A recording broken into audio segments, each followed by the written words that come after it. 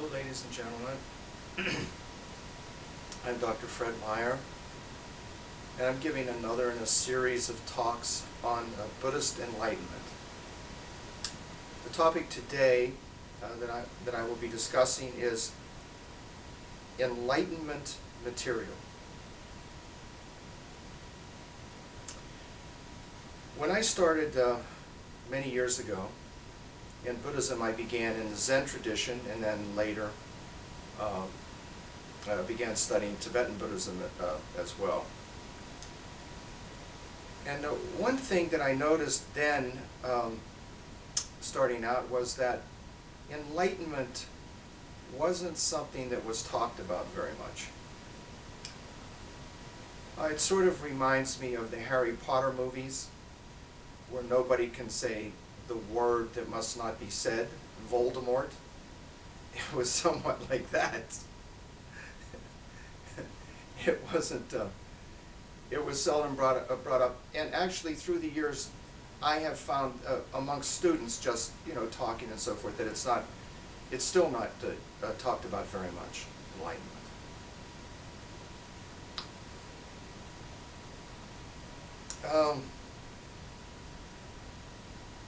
I had a feeling at those times as well that it was sort of presumptuous even to talk about enlightenment. Like the question loomed, who are you? Who do you think you are to even talk about something like enlightenment? Do you feel that you're somewhat special, or what is it that you would even talk about it?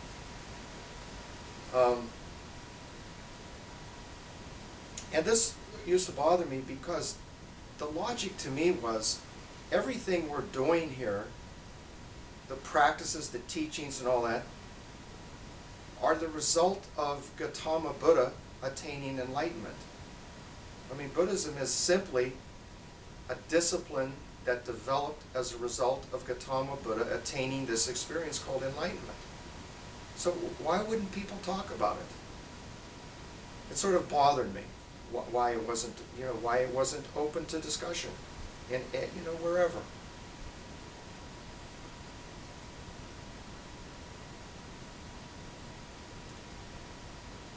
Of course, I understood over time the reasons why this was not something that was a common topic of discussion.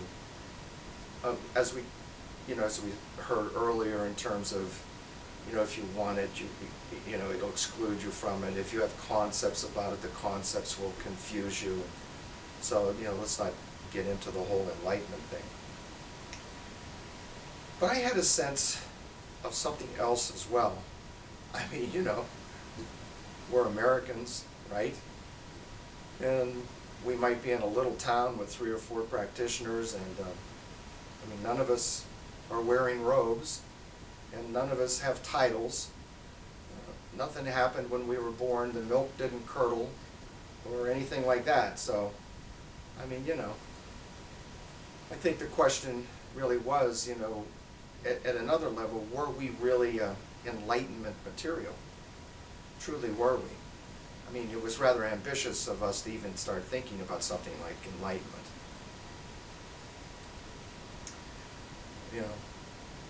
Maybe next lifetime. That would probably be the little better approach. Maybe next lifetime for enlightenment.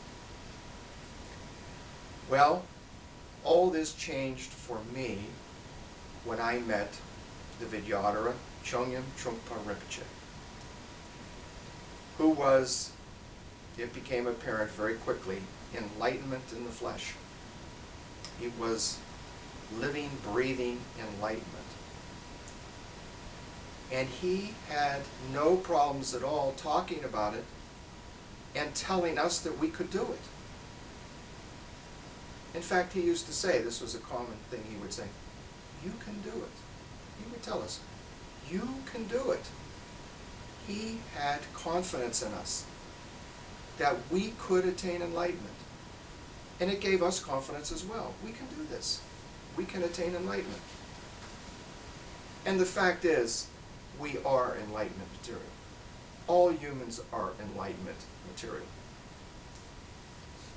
We have what we're looking for, which is mind, and we have the perfect instrument to look for it, which is mind. So we have everything we need to attain enlightenment. The problem that we have, though, I feel, is not being enlightenment material, but not enough commitment. Not enough commitment to discovering the enlightenment that we are. I mean, how committed are we really to enlightenment? I mean, would we, if we knew someone was enlightened, if there was an enlightened teacher and we heard about that teacher, would we go there? Would we get on a plane? I mean, it's so easy now. Marpa crossed the Himalayas 3 times to be with his teacher. I mean, you can buy a ticket these days and get on a plane and go anywhere to see someone that you know is enlightened, have heard this person is clearly enlightened. Go see him. I mean, would we make that commitment? It's not such a big commitment, really, to do that. Or would we take time out to do a 1-month solitary retreat? Or a 3-year solitary retreat? I mean, after all, look what we have put into our educational system. How many years have we expended on, in our education here in the West? Grade school, high school. I mean, what if we put that kind of commitment into attaining enlightenment? I think it's a commitment. It's a commitment issue. We have everything we need. We just need more commitment.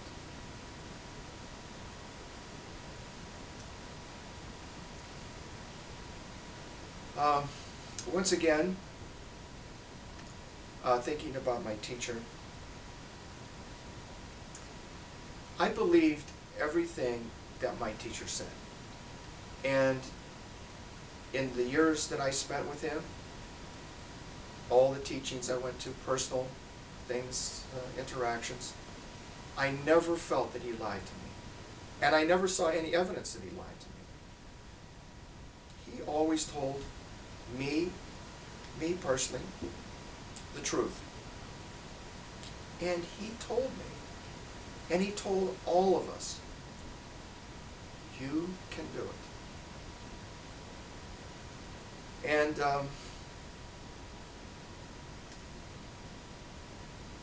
I did what he told me. I followed his directions. I did the practices, teachings. I knew he was enlightened. I did all those things. And now I can assure you that we can do it.